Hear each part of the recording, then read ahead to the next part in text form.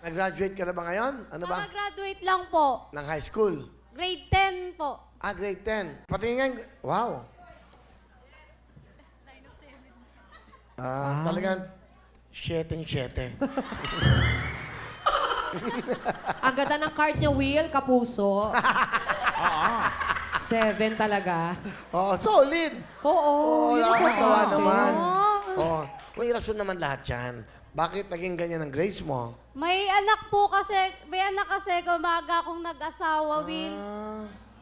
Ilang taong ka ba ngayon? 17. Hindi, maganda istorya. So, 17 ka and then, ilang taong ka nung ikaw ay nagdalang tao? 15 years old. So, ilang taon na yung bata? Magto 2 years old na. 1 year and 6 months. 1 year 6 months pa lang. Asan yung tatay ng anak mo? Hiwalay kami. Bakit kayo naghiwalay?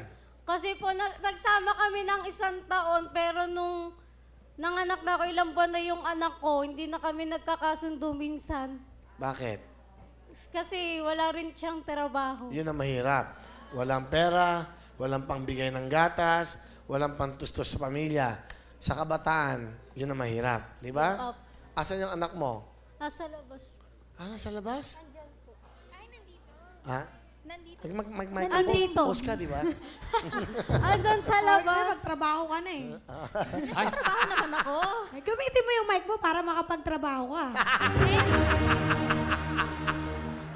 Kontrabida grabe si Amal. Doon ka sa kabila, buisit ka, doon ka. Doon ka. Ayan. Ibig sabihin, mag-mic ka pa. Tama naman siya. So may tinatanong ka? Andito daw yung anak niya. Oo, nadinig namin. Ako, hindi ko masyadong... Ano ba? Akala natin to, matanda na ako, bingi ko eh. Sino kasama mo, Joy? Pinapakilala ko po sa inyo yung mahal na mahal kong mama, si Mama Rosal. Magandang hapon sa'yo, Will. Magandang hapon po, Nanay Rosal. Kamusta po kayo?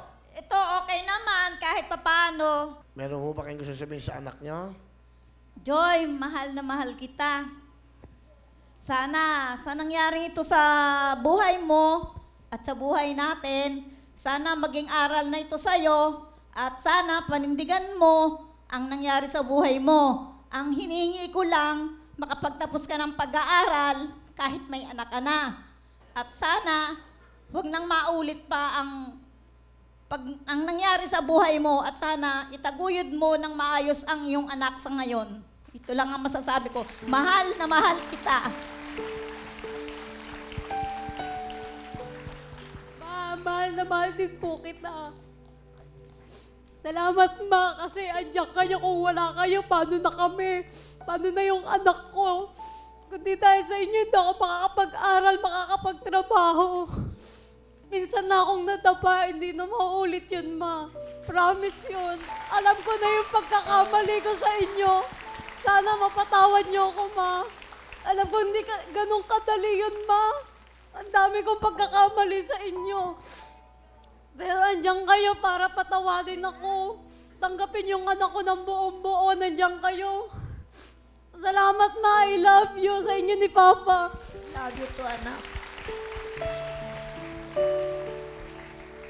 Gusto ko makita yung anak mo. Ano pangalan ng anak mo? Tyron James po. Yun, no? mukha ng lola. Oo nga, kamukha nila. Tyron! Si Mama, oh. Ayan. Okay lang, akin ang grades mo, baka masunog eh. Yun. Hindi, okay lang. Ha? Tyron! Tyron! Pare, kamusta?